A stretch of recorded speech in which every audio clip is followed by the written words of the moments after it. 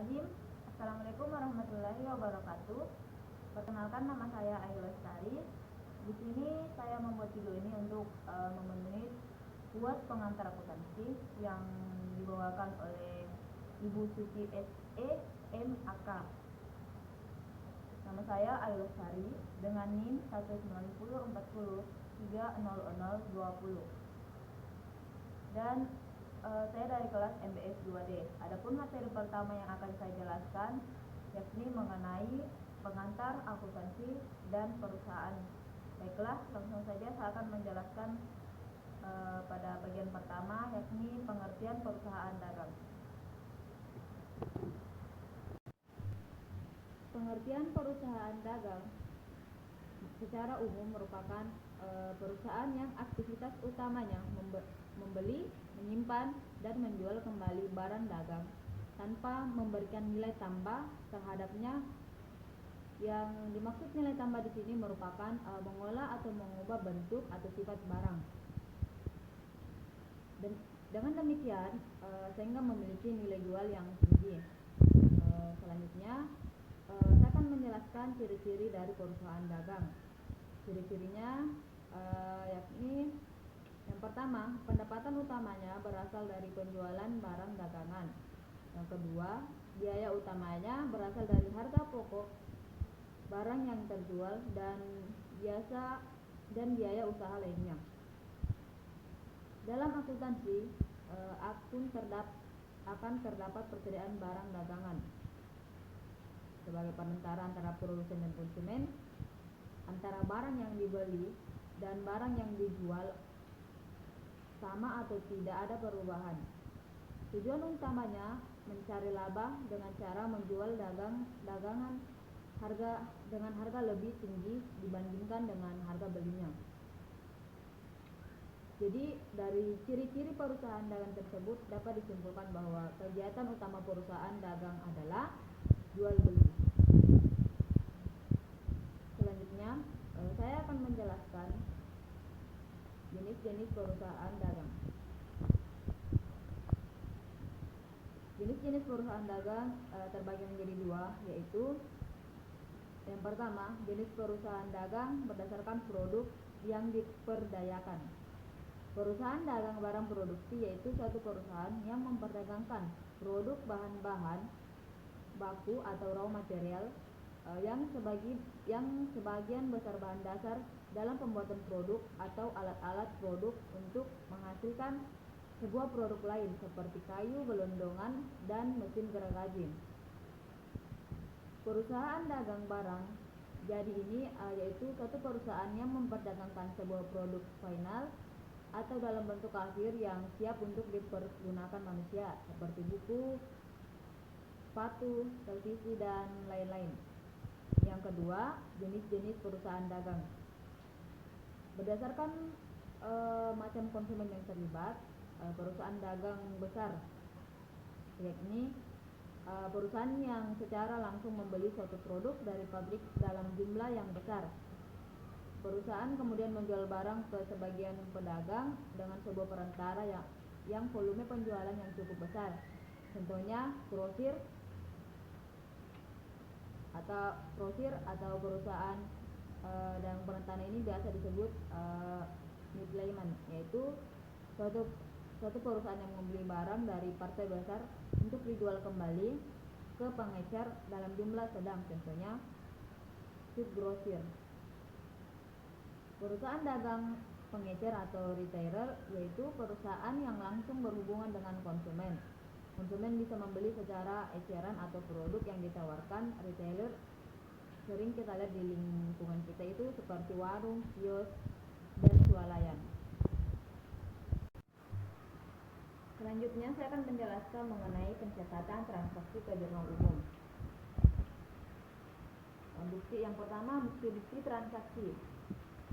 Dalam melakukan setiap transaksi, perusahaan harus membuat bukti-bukti transaksi. Bukti-bukti transaksi ini akan dijadikan dasar dalam pembuatan jurnal. Bukti-bukti tersebut diotorisasikan atau ditandatangani oleh pegawai yang berwenang atas transaksi tersebut. Hal ini dilakukan agar mencegah terjadinya penyelewengan dana dalam perusahaan. Oleh karena itu, dapat dipastikan bahwa setiap transaksi terjadi memang dilakukan atas dasar kepentingan perusahaan. Jadi, adapun bukti-bukti transaksi tersebut, yakni yang pertama, faktur.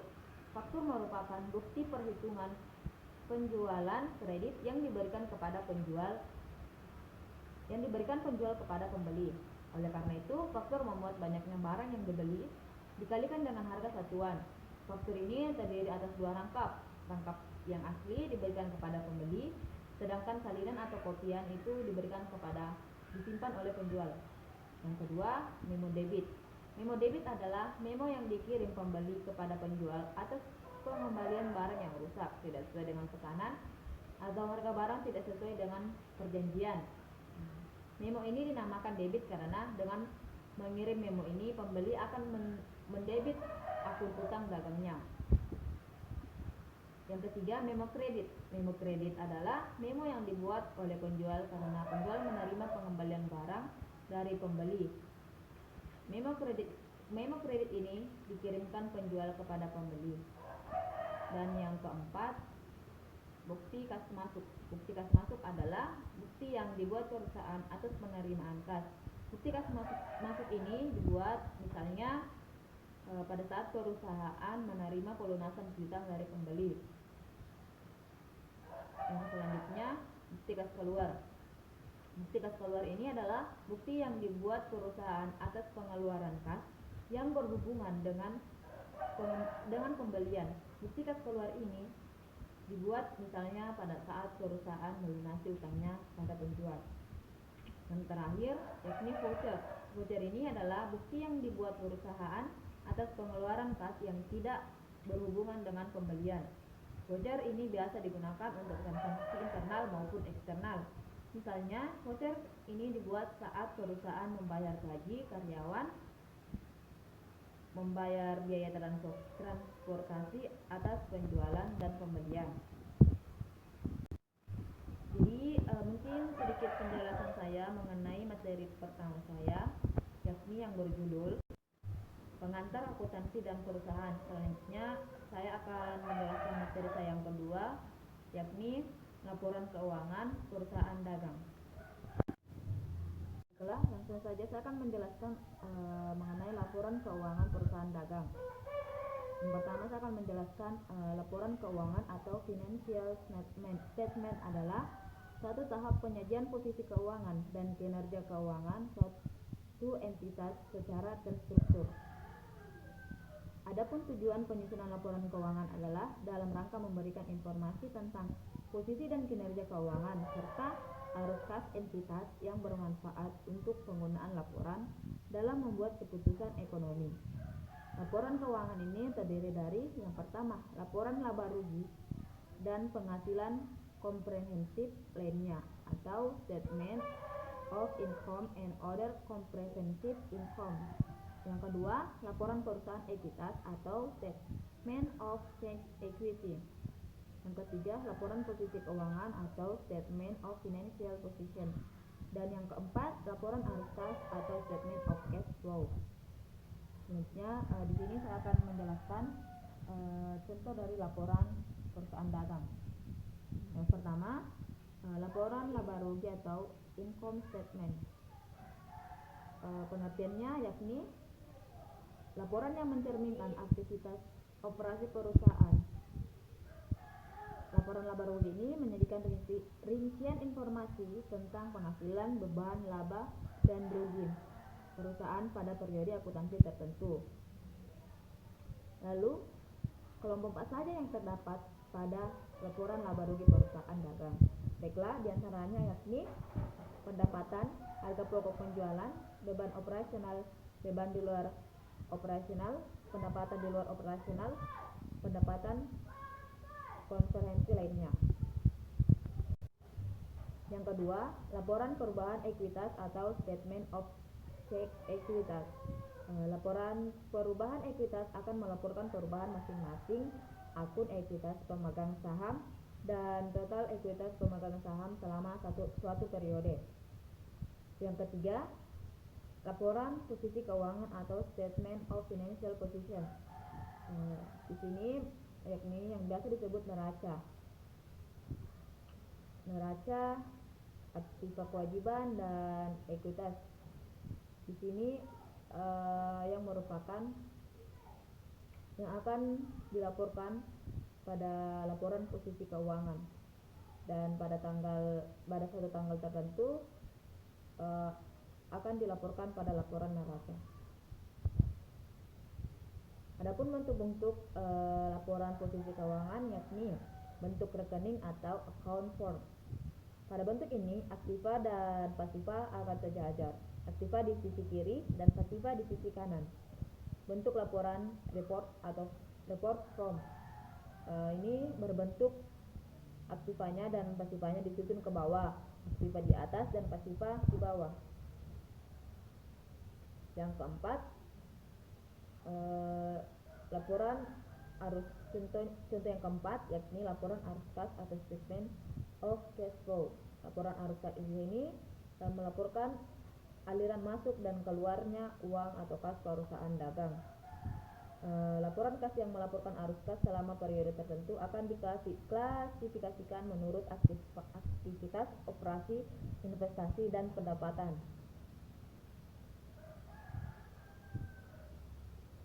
Selanjutnya, yang kedua, laporan dari arus kas yakni arus kas dari aktivitas operasional atau cash flow from operating activity. Pada bagian ini, bagian pertama akan berinformasi mengenai aliran kas yang berhubungan dengan aktivitas operasional perusahaan. Contohnya kas yang diterima dari pelanggan dan pembayaran sejumlah kas untuk beban dan pembayaran kepada kreditor. Yang ketiga, arus kas dari aktivitas investasi atau cash flow from investing activity. Bagian kedua akan membuat informasi mengenai aliran kas baik masuk maupun keluar yang berhubungan dengan aktivitas investasi yang dilakukan oleh perusahaan, contohnya pembayaran kas untuk pembelian atau penjualan aktiva tetap. Yang keempat, arus kas dari aktivitas pendanaan atau cash flow from financing activities. Bagian ketiga akan menyajikan informasi aliran kas baik masuk maupun keluar yang berhubungan dengan aktivitas pendanaan, contohnya kas yang diterima sebagai investasi pemilik atau penarikan kas oleh pemilik. Jadi mungkin sekian pemaparan kedua materi saya. Jadi mungkin sekian penjelasan saya mengenai dua materi yang saya ambil untuk memenuhi UAS pengantar potensi. Kurang lebihnya mohon dimaafkan. Apabila ada tutur kata yang kurang berkenan, saya mohon maaf.